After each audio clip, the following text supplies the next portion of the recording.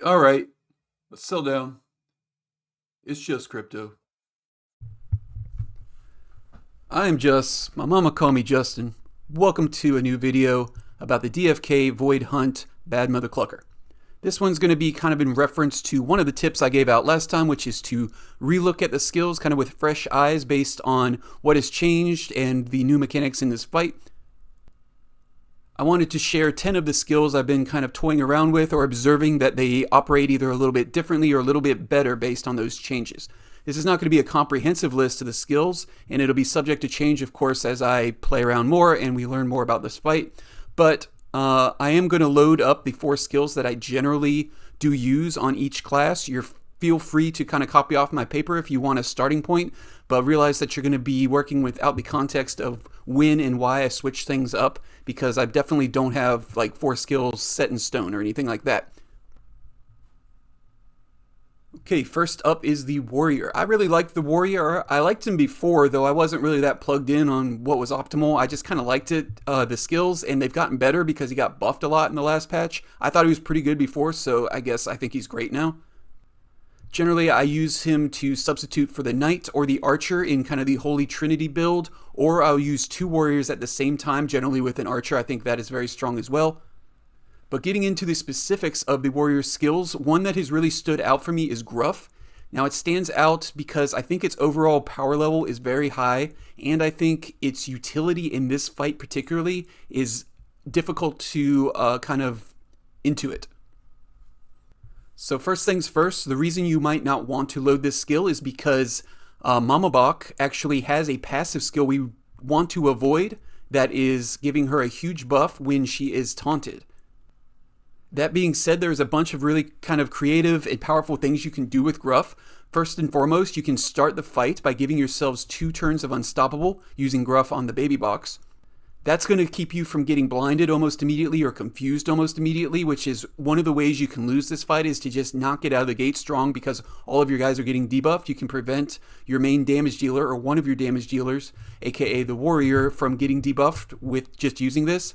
And you get a decent amount of ranged damage on this. That actually got buffed in the patch. Half your attack plus 1.3 strength is not really the selling point for this skill. You want to use this with high strength warriors, which is going to be most of your warriors. The strength of this skill is obviously going to be the taunt chance, but kind of all 3 of these things together I think is very strong.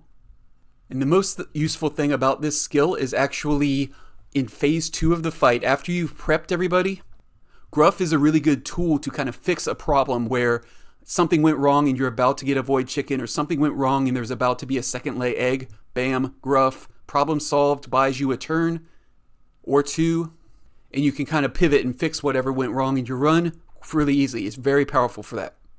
Next on the list is actually a level 5 skill. I don't have a level 15 warrior that's not off cooldown, so it's locked on this guy, but we can still look at it. Final Blow, I think, is very good. I think it was very memey in the boar fight. It's just kind of a stylish way to win the fight, or occasionally kill a baby boar that you weren't going to be able to kill any other way. The problem with this is the minus 40% accuracy. So while you see the 3 times strength multiplier on here, this is actually best on warriors with high dexterity to kind of mitigate that. But the reason I actually like this against the burbs so much is that you can use this to find a window to kind of just win the fight out of nowhere. I'm probably going to need to get into more gameplay examples to show this instead of talk about it, but there are ways that you can kind of delay or use a potion and kind of put yourself in a position like the perfect time on the time bar in order to land this on Mama Bach and basically then kill the chickens and avoid basically all of your problems. You can take her down from like 400 or so to 500 depending on the strength of your warrior in one fell swoop. So you can basically go from prepped to game over really rapidly with this skill. I think it's extremely powerful.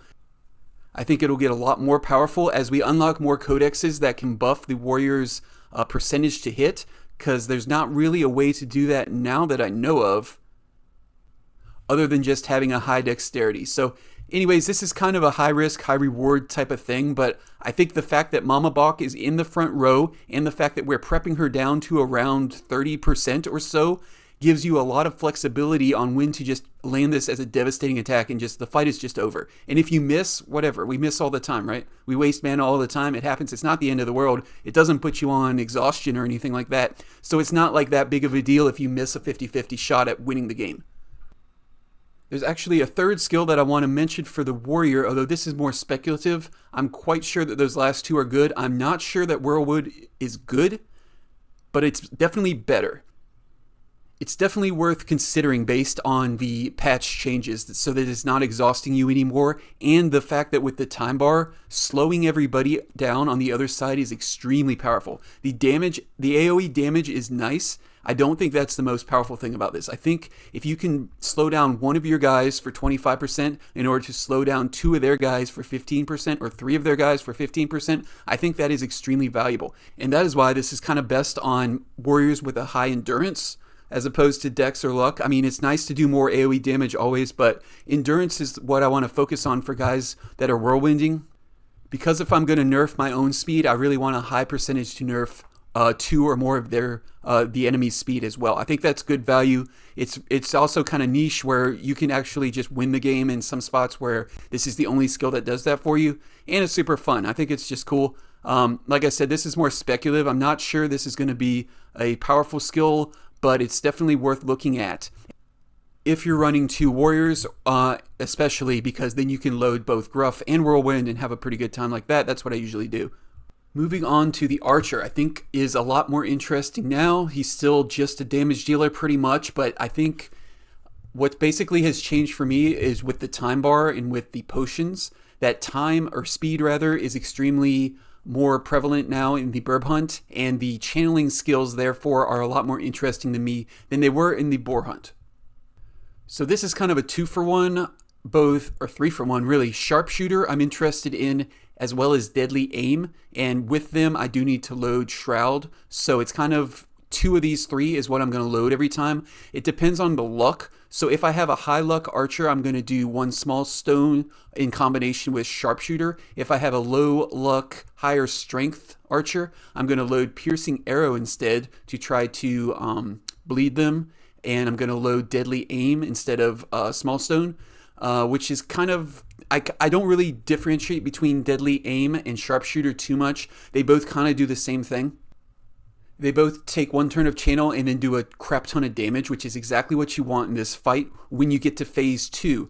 Phase 1, I'm just basically doing this shot to the mama bird every time, or one of these two AoE things, depending on what I need. But once we get to phase 2 and we're trying to end the fight, that's when channels and speed become very interesting. Another one where, much like the final blow, I'm going to need to kind of show some examples rather than talk about exactly how to fit in these channel skills so that you're not leaving yourself vulnerable to cheap too much. That's kind of the equivalent to Headbutt, where they will focus fire on channeling heroes. But if you're using a swiftness potion on your archers, like I recommend, you can really find a lot of ways to just sneak in these channels really quickly, and they do an extreme amount of damage.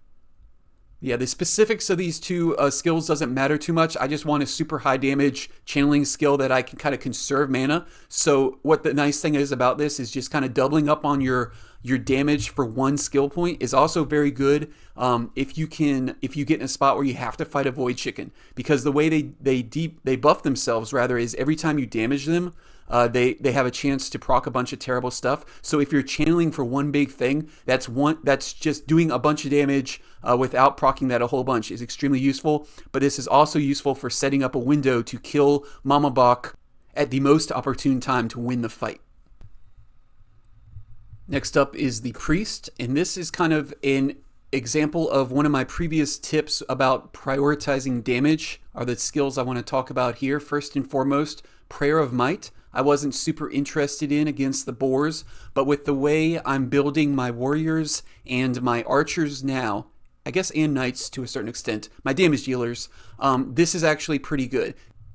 Reason being is that I can time it to load up on a huge whirlwind or a huge archer channel skill or something like that, because I think this fight doesn't require as much healing as the boar fight does, potentially. That's why I want to prioritize damage over more healing. Something like Holy Circle, something more defensive like Freedom, which is quite good in this fight as well, because there's lots of things this can help with. And Unstoppable, I've talked about before. But I think I like the overall power of Holy Might being able to indirectly do damage through my damage dealers while incidentally healing, as opposed to the better heal. The best heal is definitely Freedom on this list, but I think I'm choosing Holy Might in order to prioritize damage like I talked about in the last video. As a quick aside, I still load Holy Light instead of one of the better heals over here. I think these two heals are great, but I just want to prioritize damage again. I always thought that was good in the boar fight. I think I'm in the minority on that, not too concerned, but that's just a quick aside. And then the other skill I've been loading and having a lot of fun with is Swiftness. This one is highly speculative, kind of similar to Whirlwind. I'm not actually sure this is good, but I'm interested. So reading this carefully, what we're basically doing is using a high vitality priest. I don't think you should use this if for whatever reason you've been leveling up luck, intelligence instead of vitality as your kind of secondary. But if you do have a high vitality priest and a good target for this, I think this is potentially very powerful. Going back to one of my previous points, this is kind of a low heal environment to me, as opposed to the boar fight, where I don't mind loading a less powerful heal if it's doing something else.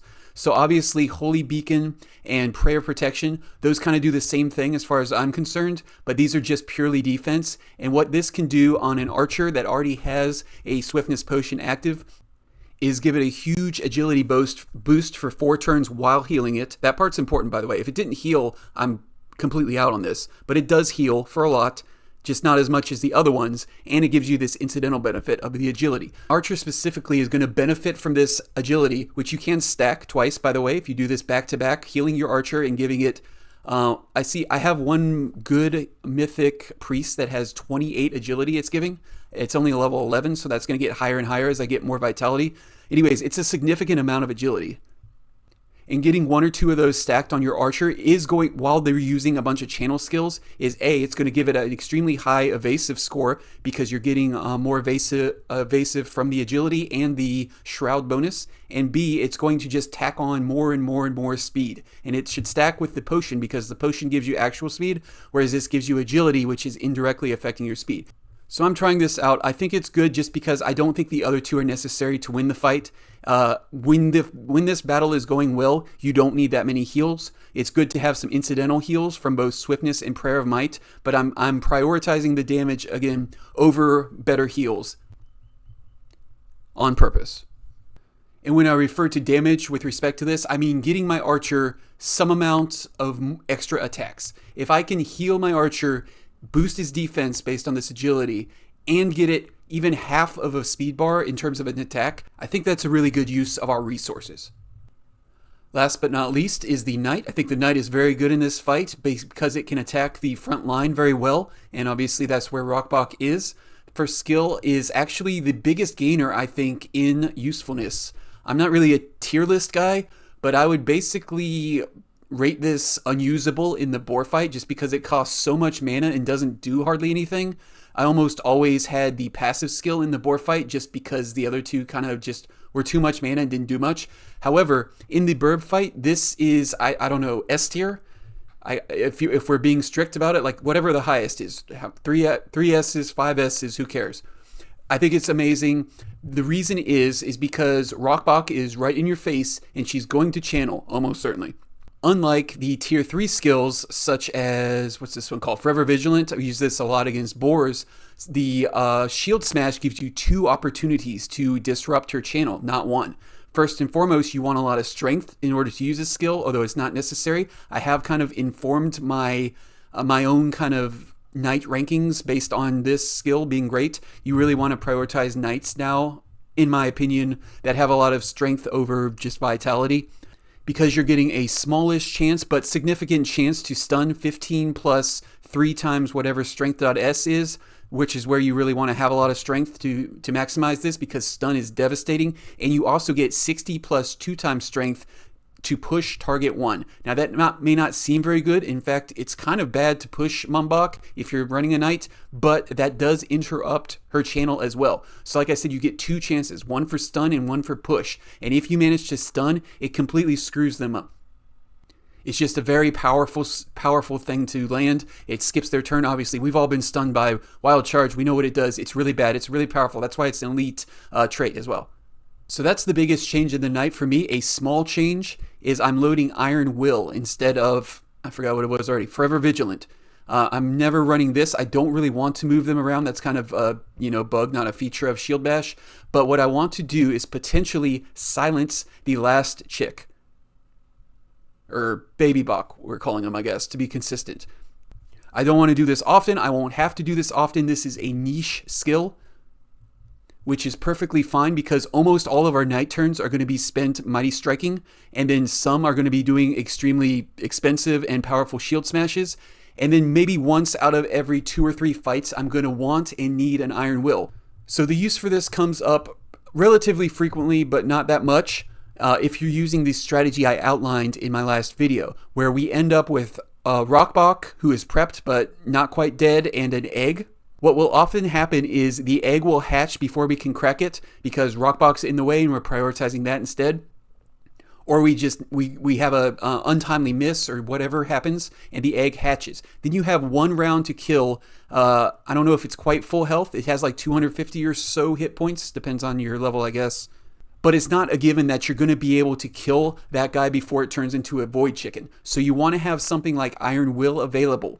You can also use Gruff if you're on the warrior, but we're not talking about that now. We're talking about the knight. So the reason is that Ominous Entrance, I believe it's called, is a spell. So getting silenced for 1 turn basically gives you 2 full turns to attack on that last chick before it turns into a void chicken. While you can also stun potentially the chicken, this costs a lot more mana and it has a much lower percentage to land the stun than this does of silencing. And silencing is just as good in that context because you just need to basically kill that last chicken. That's pretty much the only use for it. It is niche. I think it's fine. Like I said, I'm not really interested in either of these. I think this Forever Vigilant is quite good in a vacuum, but that doesn't really solve my problem I outlined. If I daze the chicken, maybe that gets my archer another go. Maybe I can kill it in time. But what I really want is to silence it so I have a full round to get my archer another attack, maybe 2 attacks, my knight another attack, hello, Mighty Strike, or whatever else I have. So those are the 2 skills I wanted to talk about for the knight.